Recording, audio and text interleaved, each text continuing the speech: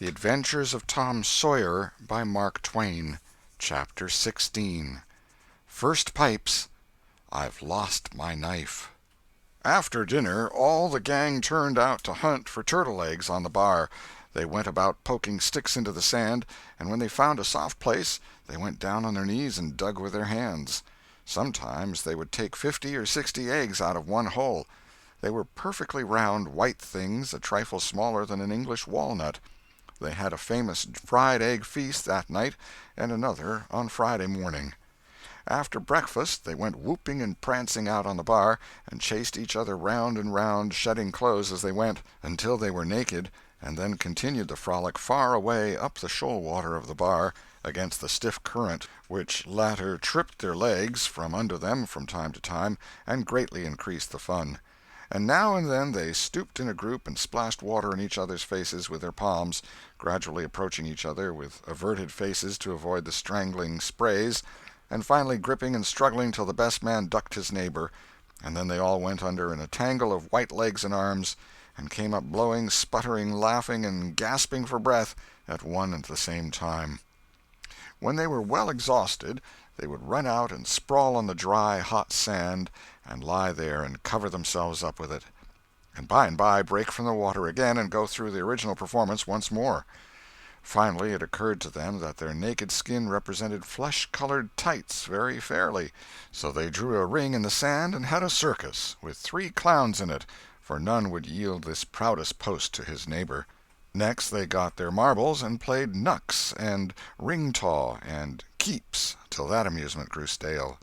Then Joe and Huck had another swim, but Tom would not venture, because he found that in kicking off his trousers he had kicked his string of rattlesnake rattles off his ankle, and he wondered how he had escaped cramp so long without the protection of this mysterious charm. He did not venture again until he had found it, and by that time the other boys were tired and ready to rest. They gradually wandered apart, dropped into the dumps, and fell to gazing longingly across the wide river to where the village lay drowsing in the sun. Tom found himself writing Becky in the sand with his big toe. He scratched it out and was angry with himself for his weakness. But he wrote it again, nevertheless. He could not help it. He erased it once more, and then took himself out of temptation by driving the other boys together and joining them. But Joe's spirits had gone down almost beyond resurrection. He was so homesick that he could hardly endure the misery of it. The tears lay very near the surface. Huck was melancholy, too. Tom was downhearted, but tried hard not to show it. He had a secret which he was not ready to tell yet, but if this mutinous depression was not broken up soon, he would have to bring it out. He said, with a great show of cheerfulness, "I bet there's been pirates on this island before, boys. We'll explore it again. They've hid treasures here somewhere. How'd you feel to light on a rotten chest full of gold and silver, hey?" But it roused only a faint enthusiasm, which faded out with no reply. Tom tried 1 or 2 other seductions, but they failed, too. It was discouraging work. Joe sat poking up the sand with a stick and looking very gloomy. Finally he said, "Oh, boys, let's give it up. I want to go home. It's so lonesome." "Oh, no, Joe, you'll feel better by and by," said Tom. "Just think of the fishing that's here." "I don't care for fishing. I want to go home." "But, Joe, there ain't such another swimming place anywhere." "Swimming's no good. I don't seem to care for it, somehow, when there ain't anybody to say I shan't go in. I mean to go home." "Oh, shucks! Baby! You want to see your mother, I reckon." "Yes, I do want to see my mother, and you would too if you had one. I ain't any more baby than you are." Joe snuffled a little. "Well, we'll let the crybaby go home to his mother, won't we, Huck?" "Poor thing. Does it want to see its mother? And so it shall. You like it here, don't you, Huck? We'll stay, won't we?" Huck said, "Yes," without any heart in it. "I'll never speak to you again as long as I live," said Joe, rising. "There, now," and he moved moodily away and began to dress himself. "Who cares?" said Tom. "Nobody wants you to. Go 'long home and get laughed at. Oh, you're a nice pirate. Huck and me ain't crybabies. We'll stay, won't we, Huck? Let him go if he wants to. I reckon we can get along without him, p'raps." But Tom was uneasy, nevertheless, and was alarmed to see Joe go sullenly on with his dressing. And then it was discomforting to see Huck eyeing Joe's preparations so wistfully and keeping up such an ominous silence. Presently, without a parting word, Joe began to wade off toward the Illinois shore. Tom's heart began to sink. He glanced at Huck. Huck could not bear the look and dropped his eyes. And then he said, "I want to go too, Tom. It was getting so lonesome anyway, and now it'll be worse. Let's us go too, Tom." "I won't. You can all go if you want to. I mean to stay." "Tom, I better go." "Well, go along. Who's hindering you?" Huck began to pick up his scattered clothes, and he said, "Tom, I wish you'd come too. Now you think it over. We'll wait for you when we get to the shore." "Well, you'll wait a blame long time, that's all." Huck started sorrowfully away, and Tom stood looking after him, with a strong desire tugging at his heart to yield his pride and go along too. He hoped the boys would stop, but they still waded slowly on. It suddenly dawned on Tom that it was become very lonely and still. He made one final struggle with his pride, and then darted after his comrades, yelling, "Wait! Wait! I want to tell you something." They presently stopped and turned around. When he got to where they were, he began unfolding his secret, and they listened moodily, till at last they saw the point he was driving at. And then they set up a war-whoop of applause, and said it was splendid, and said if he had told them at first they wouldn't have started away. He made a plausible excuse, but his real reason had been the fear that not even the secret would keep them with him any very great length of time, and so he had meant to hold it in reserve as a last seduction. The lads came gaily back and went at their sports again with a will, chattering all the time about Tom's stupendous plan and admiring the genius of it. After a dainty egg and fish dinner, Tom said he wanted to learn to smoke now. Joe caught at the idea and said he would like to try too. So Huck made pipes and filled them. These novices had never smoked anything before but cigars made of grapevine, and they bit the tongue and were not considered manly anyway. Now they stretched themselves out on their elbows and began to puff, charily and with slender confidence. The smoke had an unpleasant taste, and they gagged a little, but Tom said, "Why, it's just as easy. If I'd have knowed this was all, I'd have learned long ago." "So would I," said Joe. "It's just nothing. Why, many a time I've looked at people smoking and thought, well, I wish I could do that, but I never thought I could," said Tom. "That's just the way with me, ain't it, Huck? You've heard me talk just that way, haven't you, Huck?" "I'll leave it to Huck if I haven't." "Yes, heaps of times," said Huck. "Well, I have too," said Tom. "Oh, hundreds of times. Once down by the slaughterhouse, don't you remember, Huck? Bob Tanner was there, and Johnny Miller and Jeff Thatcher when I said it. Don't you remember, Huck, about me saying that?" "Yes, that's so," said Huck. "That was the day after I lost a White Alley. No, 'twas the day before." "There, I told you so," said Tom. "Huck recollects it." "I believe I could smoke this pipe all day," said Joe. "I don't feel sick." "Neither do I," said Tom. "I could smoke it all day, but I bet you Jeff Thatcher couldn't." "Jeff Thatcher? Why, he'd keel over just with 2 draws. Just let him try it once. He'd see." "I bet he would. And Johnny Miller, I wish I could see Johnny Miller tackle it once." "Oh, don't I?" said Joe. "Why, I bet now Johnny Miller couldn't any more do this than nothing. Just one little snifter would fetch him." "'Deed it would, Joe. Say, I wish the boys could see us now." "So do I." "Say, boys, don't say anything about it, and sometime when they're around I'll come up to you and say, 'Joe, got a pipe? I want to smoke.' And you'll say, kind of careless-like, as if it warn't anything, you'll say, 'Yes, I got my old pipe, and another one, but my tobacco ain't very good.' And I'll say, 'Oh, that's all right, if it's strong enough.' And then you'll out with the pipes, and we'll light up just as calm, and then just see 'em look. By jings, that'll be gay, Tom. I wish it was now." "So do I. And when we tell 'em we learned when we was off pirating, won't they wish they'd been along?" "Oh, I reckon not. I'll just bet they will." So the talk ran on, but presently it began to flag a trifle and grow disjointed. The silences widened, the expectoration marvelously increased. Every pore inside the boys' cheeks became a spouting fountain. They could scarcely bail out the cellars under their tongues fast enough to prevent an inundation. Little overflowings down their throats occurred in spite of all they could do, and sudden retchings followed every time. Both boys were looking very pale and miserable now. Joe's pipe dropped from his nerveless fingers. Tom's followed. Both fountains were going furiously, and both pumps bailing with might and main. Joe said feebly, "I've lost my knife. I reckon I better go and find it." Tom said with quivering lips and halting utterance, "I'll help you. You go over that way and I'll hunt around by the spring. No, you needn't come, Huck. We can find it." So Huck sat down again and waited an hour.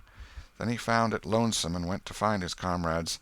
They were wide apart in the woods, both very pale, both fast asleep. But something informed him that if they had had any trouble they'd got rid of it. They were not talkative at supper that night. They had a humble look, and when Huck prepared his pipe after the meal and was going to prepare theirs, they said no, they were not feeling very well. Something they ate at dinner had disagreed with them. About midnight Joe awoke and called the boys. There was a brooding oppressiveness in the air that seemed to bode something.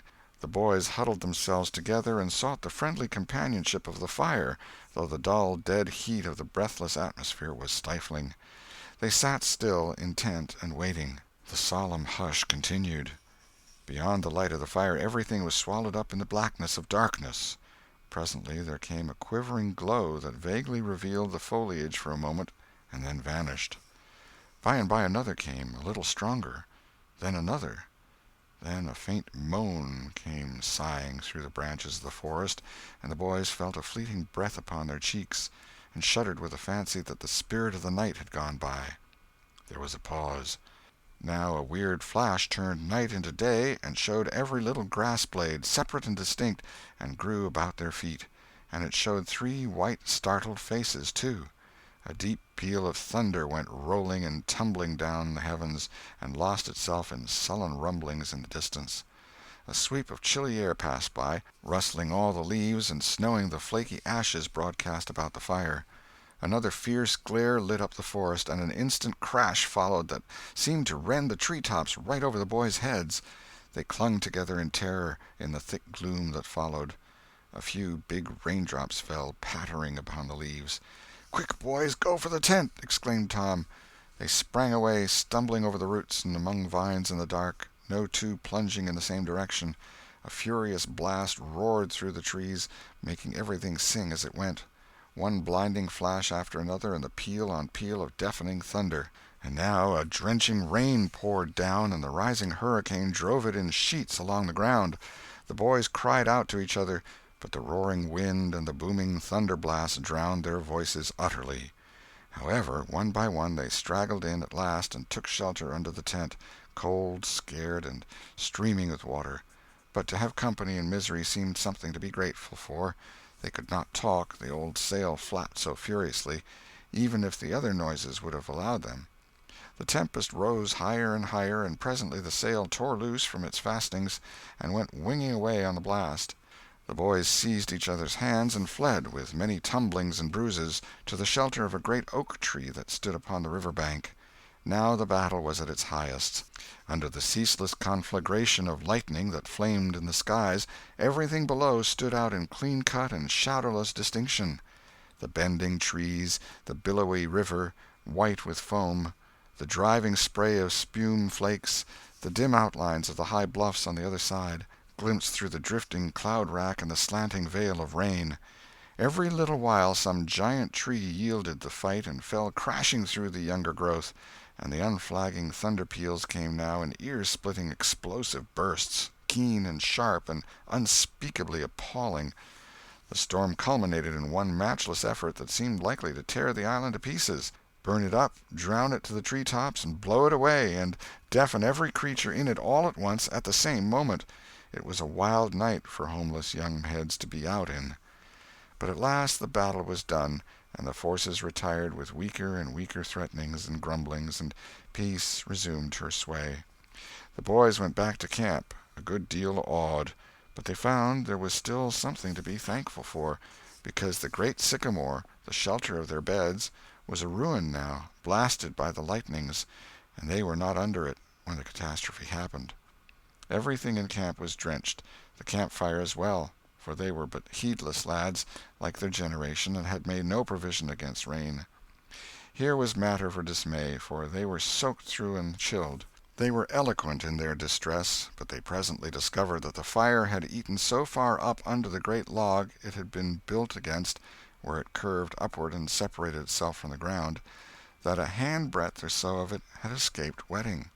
So they patiently wrought until, with shreds and bark gathered from undersides of sheltered logs, they coaxed the fire to burn again.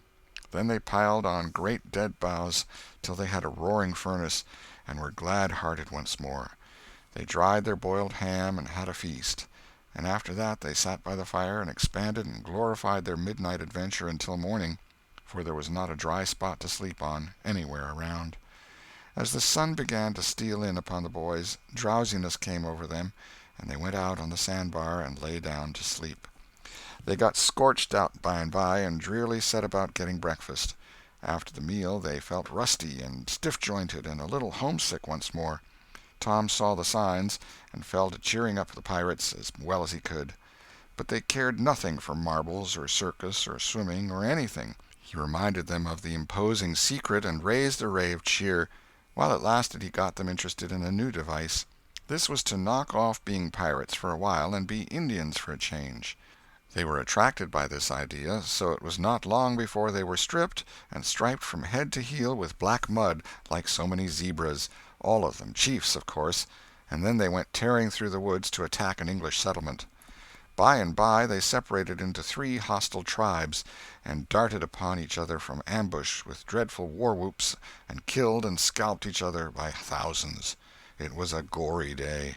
Consequently it was an extremely satisfactory one. They assembled in camp towards supper-time, hungry and happy.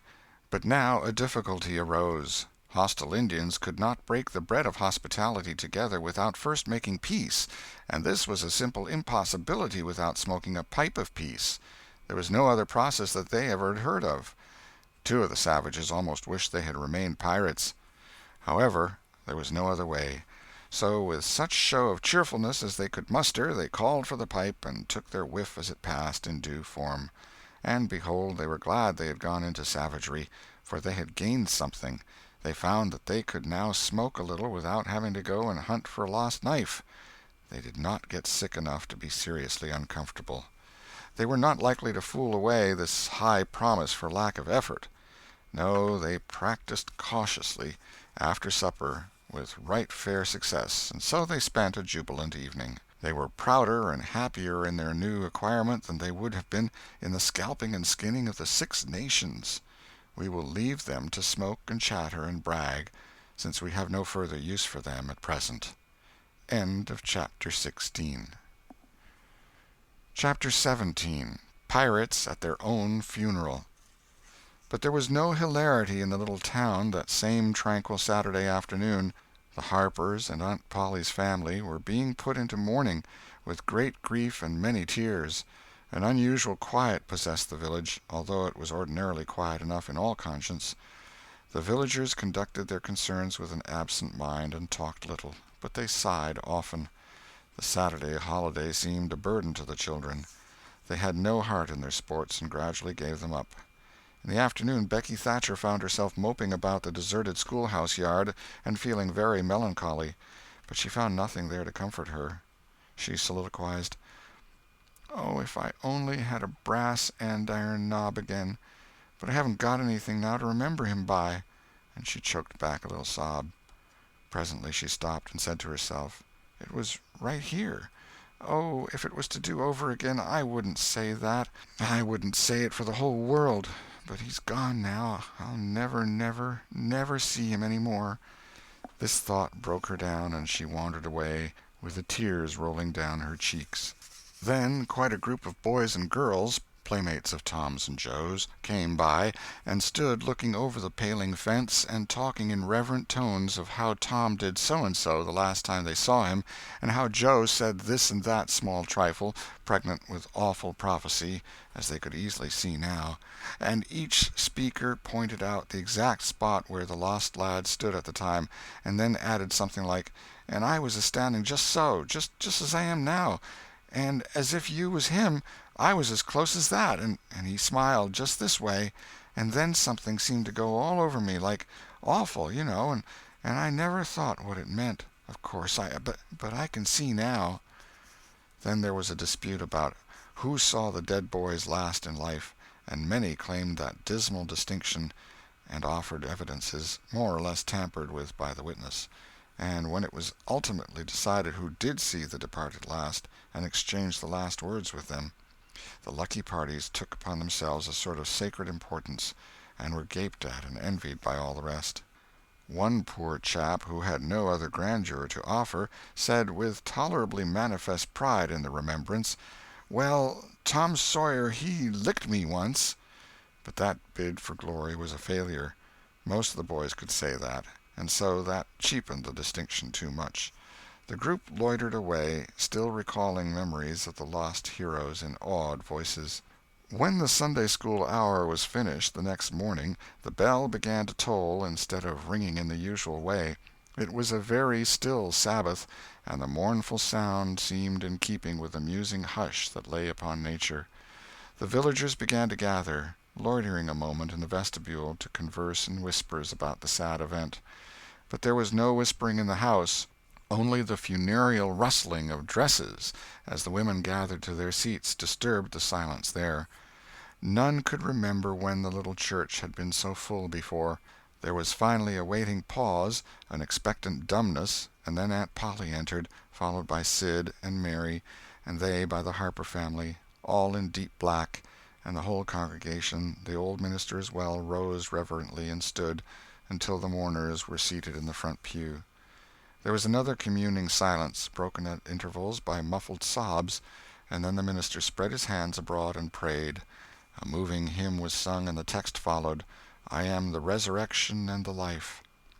As the service proceeded, the clergyman drew such pictures of the graces, the winning ways, and the rare promise of the lost lads, that every soul there, thinking he recognized these pictures, felt a pang in remembering that he had persistently blinded himself to them always before, and had as persistently seen only faults and flaws in the poor boys.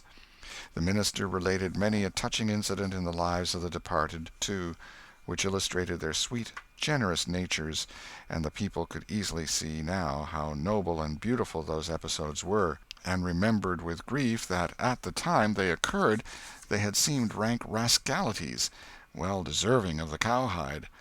The congregation became more and more moved as the pathetic tale went on, till at last the whole company broke down and joined the weeping mourners in a chorus of anguished sobs, the preacher himself giving way to his feelings and crying in the pulpit.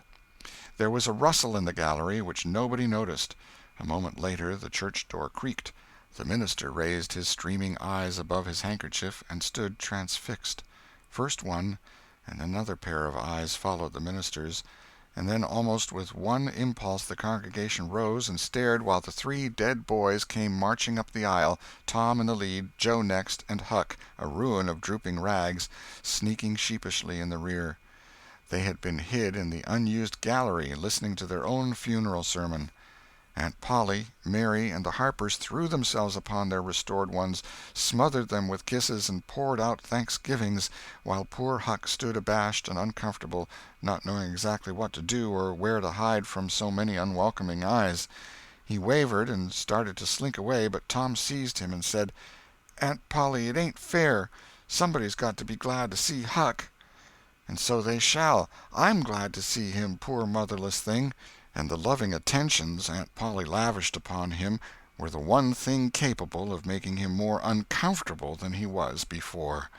Suddenly the minister shouted at the top of his voice, "Praise God, from whom all blessings flow! Sing, and put your hearts in it!" And they did. Old Hundred swelled up with a triumphant burst, and while it shook the rafters, Tom Sawyer the pirate looked around upon the envying juveniles about him, and confessed in his heart that this was the proudest moment of his life. As the souled congregation trooped out, they said they would almost be willing to be made ridiculous again to hear Old Hundred sung like that once more. Tom got more cuffs and kisses that day, according to Aunt Polly's varying moods, than he had earned before in a year, and he hardly knew which expressed the most gratefulness to God and affection for himself. End of chapter 17.